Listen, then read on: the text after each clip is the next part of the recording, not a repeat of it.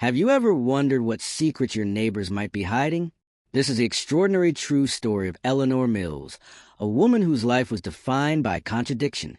For 4 decades, she lived in a dilapidated shack on the outskirts of town, wearing tattered clothes and avoiding human contact. But when authorities discovered her body, they found something that shocked the entire community. $42 million hidden inside her mattress. How could someone who lived in such poverty die with such immense wealth? Stay tuned as we unravel this fascinating mystery that proves appearances can be dangerously deceiving. The small town of Pinewood had always been the kind of place where everybody knew everybody, or at least they thought they did. On the eastern edge of town stood a small, weathered shack that the locals referred to simply as the Hermit's Place. Its wooden walls had long since faded from whatever color they had originally been painted to a grayish-brown. The roof sagged in several places, and wild vegetation had all but consumed the property. Most folks assumed it was abandoned, but it wasn't. For 40 years, Eleanor Mills had called this decrepit building home.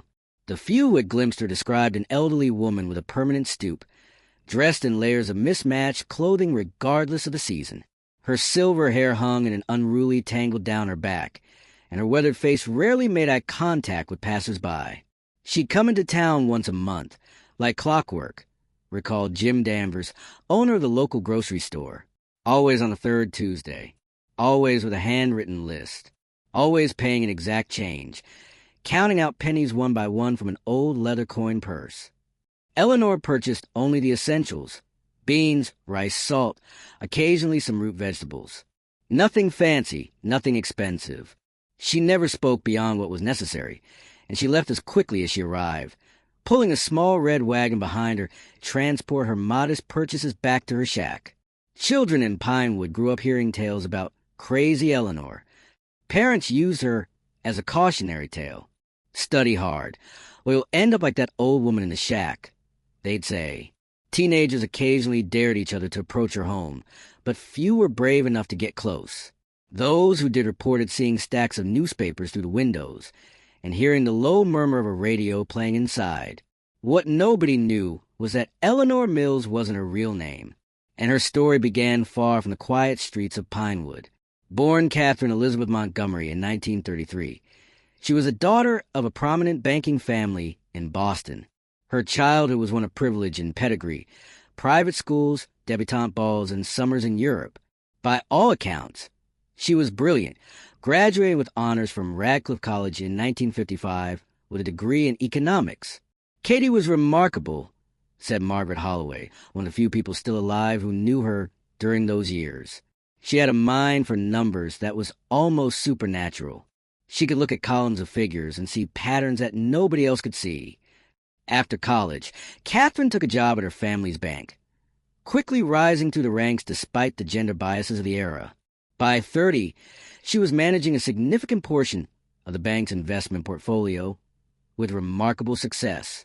But in 1972, everything changed. The Montgomery Bank collapsed amid accusations of fraud and embezzlement. Catherine's father took his own life the day before he was due to testify before a grand jury. Her brother was sentenced to 15 years in prison, and Catherine herself disappeared. The FBI searched for her for years before the case went cold. They suspected she had fled with millions in stolen funds, but could never prove it. They never thought to look for her in a tumble-down shack in a forgettable town hundreds of miles away. For 40 years, Eleanor Mills, formerly Catherine Montgomery, lived a life of deliberate austerity. She had no telephone, no television. She used an outhouse rather than indoor plumbing. Her only luxury, if it could be called that, was a battery-powered radio that she listened to religiously every evening. I offered to help her get some repairs done on that place, said Ray Peterson, a local handyman. Told her I'd do it at cost. She just stared at me like I'd insulted her somehow and said she preferred things as they were. What Peterson and others couldn't know was that Eleanor's rejection of comfort wasn't mental illness or eccentricity. It was strategy. The more pitiable she appeared, the less likely anyone would connect her to the sophisticated financial criminal the authorities had once hunted. The irony of her situation wasn't lost on her. She had all the money she could ever need, yet she lived like a pauper. But Eleanor had made her choice long ago, and stubbornness kept her on her chosen path. The townspeople of Pinewood largely left her alone. Occasionally, someone would try to help, leaving groceries on her porch during harsh winters, or offering rides when they saw her pulling her wagon through rain or snow. Eleanor always refused, sometimes rudely, reinforcing her reputation as a cantankerous hermit. As the years passed, her legend in the town grew, while interest in her actual well-being diminished. She became part of the landscape, as unchanging as the hills that surrounded Pinewood. Then came that fateful day in March when the mail carrier noticed something unusual. Eleanor's mail had been piling up for days. This had never happened before.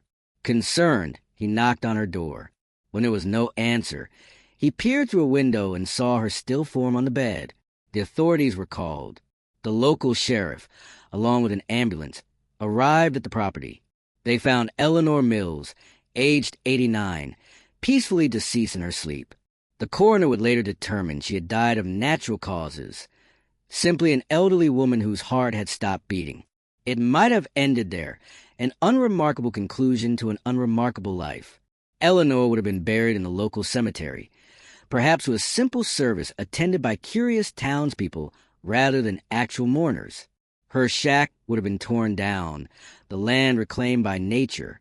But when the sheriff and his deputy moved her body, they felt something unusual in the mattress beneath her. Cutting it open, they discovered stacks upon stacks of $100 bills, vacuum-sealed in plastic bags. The initial count put the total at around $5 million. That was just the beginning. As they searched the property more thoroughly, they found more cash hidden throughout the shack, inside the walls, beneath floorboards, in sealed containers buried in the yard. There were also stocks, bonds, gold coins, and precious gems. All told, Eleanor Mills had died with $42 million in assets hidden throughout her humble dwelling. "I've never seen anything like it," Sheriff Brandon Carter told reporters when the story broke. "It was like something out of a movie. This woman, who everyone thought was dirt poor, turned out to be one of the wealthiest people in the state." The discovery raised more questions than answers. Who was Eleanor Mills really? Where had the money come from? And perhaps most importantly, why had she chosen to live in such squalor when she could have afforded luxury beyond imagination? The answers would challenge everything the people of Pinewood thought they knew about the old woman in the shack. The discovery of Eleanor Mills' hidden fortune turned the quiet town of Pinewood upside down. News vans lined the main street. Reporters knocked on doors, seeking interviews with anyone who had ever exchanged a word with the mysterious millionaire hermit. The shabby shack was suddenly the center of attention, surrounded by police tape as investigators combed through every inch of the property. "It was like someone dropped a bomb of crazy on our town," said Mabel Winters, who ran the local diner. "One day, we're just going about our business, and the next, we're on national news because our local crazy lady had enough money to buy the whole county." As the investigation deepened, the first breakthrough came when Sheriff Carter found a locked metal box beneath a loose floorboard in Eleanor's kitchen. Inside was a Massachusetts driver's license issued in 1972 to Catherine Montgomery, along with newspaper clippings about the Montgomery Bank collapse and a handwritten journal. The journal provided the first real window into Eleanor's mind. Its pages revealed that Catherine Montgomery hadn't simply fled with stolen money. The story was far more complex. "I didn't take the money," she had written. "I protected it. From him. From them all. They would have lost everything, every last penny of the client's money. I couldn't let that happen." According to her writings, Catherine had discovered that her father and brother were involved in a massive Ponzi scheme. They had been falsifying investment returns for years, using new investors' money to pay fabricated returns to existing clients. When she confronted them, they refused to stop. Knowing the bank was weeks away from collapse, Catherine secretly liquidated legitimate investments and removed physical assets before anyone realized what was happening. Her plan had been to turn herself and the evidence into authorities. But when her father died by suicide, everything changed. "They'll blame me now," she wrote. "With father gone and Jonathan headed to prison, I'll be the scapegoat. Who would believe that I was trying to save the client's money, not steal it? So I must disappear. And wait, FBI agent Lucas Martinez was assigned to review the cold case files on Catherine Montgomery once her identity was confirmed through fingerprints. "It's remarkable," Martinez told the press. She was right. At the time, investigators were convinced she was part of the scheme. There were accounts in her name that had been used to move money. We now believe those were set up by her brother to implicate her if things went south. The journal entries from her early years in Pinewood revealed a woman constantly looking over her shoulder, terrified of being discovered. She had arrived with enough cash to purchase the small abandoned property outright, paying in cash through a local attorney who asked few questions. "I chose this place because it's the opposite of everything I was," she wrote. No one would look for Catherine Montgomery in a shack without running water. No one would recognize her in Eleanor Mills, the shabby old woman who counts pennies. Her plan had initially been to lie low for a few years until the scandal blew over, then find a way to return the money to the defrauded investors. But as time passed, her fear and paranoia only grew. She made small, careful investments using different identities and post office boxes in neighboring towns. She tracked the financial markets religiously through her radio and newspapers. Despite her isolation, Catherine's financial genius never dimmed. Her investments multiplied over the decades, even as she continued to live in abject poverty. "It became a kind of game," she had written in a later entry. "How much could I grow this money while spending almost nothing myself? Every dollar I saved was another dollar that would eventually make things right." But making things right proved more complicated than she had anticipated. Many of the defrauded investors had died. The bank itself no longer existed, having been absorbed by larger institutions through a series of mergers. And Catherine's fear of exposure never subsided enough for her to take action. As investigators dug deeper into her finances, they discovered that Eleanor hadn't just hoarded her wealth. She had made anonymous donations to various charities over the years, particularly those supporting education for underprivileged children. These donations totaled nearly $3 million. She was giving back in her own way, said Agent Martinez, but she never created a comprehensive plan for the bulk of the money. It's as if she was always waiting for the right moment, a moment that never came. The people of Pinewood struggled to reconcile their memory of the shabby hermit with this new information about her true identity and wealth. "I feel bad now for how we treated her," admitted Sally Jenkins, a longtime resident. "We made fun of her, called her names. The whole time, she was sitting on millions and living like that by choice. It makes you wonder what was going through her mind." Dr. Patricia Goldman, a psychologist who reviewed Eleanor's journals, suggested that decades of isolation had warped her perspective. What started as a temporary solution became her entire identity, Dr. Goldman explained. The longer she lived as Eleanor Mills, the harder it became to imagine any other life. Fear became habit, and habit became comfort. Eventually, returning to society probably seemed more frightening than continuing her solitary existence. The investigation also revealed another startling fact. Eleanor had kept detailed records of every person who had shown her kindness over the years. The mail carrier who checked on her that final day. The grocery store owner who occasionally slipped extra items into her bags. The woman who had left a warm blanket on her porch one particularly cold winter. Next to each name, she had written a specific dollar amount. When authorities searched her property more thoroughly, they found a sealed envelope containing her last will and testament, handwritten and dated just a year before her death. In it, she had left specific bequests to each person on her list of kindnesses. Jim Danvers, the grocery store owner, learned he had been left $50,000. "I never did anything special," he said, tears in his eyes. "Just treated her like a human being, is all. Never expected nothing for it, especially not this." Ray Peterson, the handyman who had offered to repair her home, received $75,000 for seeing what needed fixing and offering to help, even when I refused. But the bulk of her fortune remained undirected. Eleanor's was stated simply, "The remainder should be used to make amends to those my family harmed, if they can be found. If not, to help those who cannot help themselves." This vague instruction launched a legal battle that would stretch on for months. Distant relatives of Catherine Montgomery emerged from the woodwork, claiming rights to her estate. The state argued that without clear heirs, the money should be escheated to the government. Former clients of Montgomery Bank and their descendants filed claims.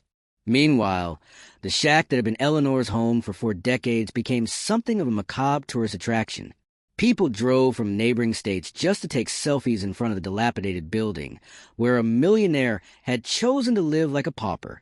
"It's disrespectful," said Sheriff Carter, who posted deputies at the property to keep trespassers away. Whatever her reasons, this was a woman's home, not a sideshow. As summer turned to fall, the legal battles continued.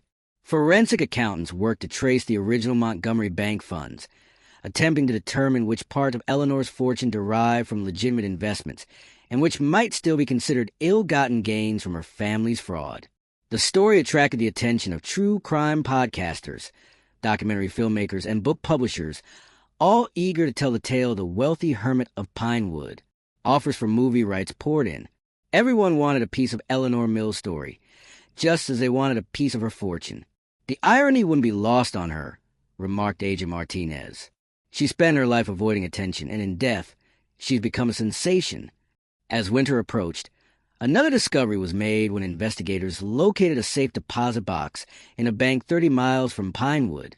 Eleanor had maintained it under yet another alias. Inside was another journal, this one containing entries from the last 5 years of her life. These final writings revealed a woman who had begun to question her life choices, who wondered if her self-imposed exile had been worth the cost. "I am old now," she had written. "Too old to start again, too old to undo the choices of my youth. I have protected this money, watched it grow, but to what end? I cannot take it with me. And I find myself asking, was justice worth the sacrifice of my life?" Winter settled over Pinewood like a heavy blanket, snow drifting against the walls of Eleanor's abandoned shack. By now, the initial shock of her secret fortune had evolved into something deeper, a collective fascination with the woman who had lived among them as a stranger for 4 decades. "We thought we knew her, but we didn't know the first thing about her," reflected Mayor Thomas Wilson during a town council meeting. Eleanor Mills, or Catherine Montgomery, might be the most extraordinary person who ever lived in our town, and we treated her like she was nothing. The guilt of this realization hung over Pinewood, especially as more details emerged about Eleanor's final years. Her last journal, found in that distant safe deposit box, painted a picture of a woman increasingly trapped by her own deception, yet unable to find a way out. "I watch the people of this town from my window sometimes," she had written. "I see families growing, children becoming adults, lives being lived fully and openly. I chose this isolation, and I cannot complain about its consequences. But sometimes, especially in the night, I wonder about the life I might have had." As the legal battles over her estate intensified, the story took another unexpected turn when a man named Daniel Foster arrived in Pinewood. In his 60s, with salt and pepper hair and Catherine Montgomery's unmistakable bright blue eyes, he claimed to be her son. "My mother didn't abandon me," he told reporters gathered outside the courthouse. "She protected me. She sent me to live with her college roommate when I was just 7, right before everything fell apart with the bank. She visited in secret for years, always in disguise, always terrified of being recognized." DNA testing confirmed his claim, stunning investigators who found no mention of a child in any of Eleanor's journals.